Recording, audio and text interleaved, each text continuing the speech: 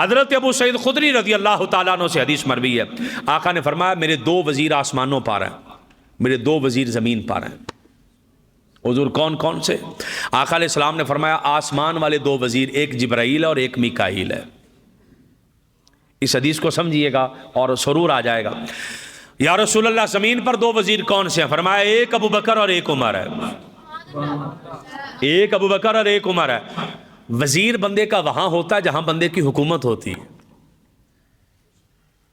आका ने फरमाया मेरा दो वज़ीर आसमान पर हैं, दो वज़ीर ज़मीन पर हैं। वज़ीर होता वहां जहां पर हुकूमत होती है। इस हदीस में हुजूर इशारतुन नस के जरिए बता रहे हैं कि लोगों ज़ाते मुस्तफ़ा वो है जिसकी ज़मीन पर भी हुकूमत है, आसमान पर भी हुकूमत है। और आका की ज़ात वो है जिसके वज़ीरों में जिब्राईल और मीकाईल हैं और जिनके वज़ीरों में हज़रत अबू बकर और हज़रत उमर हैं।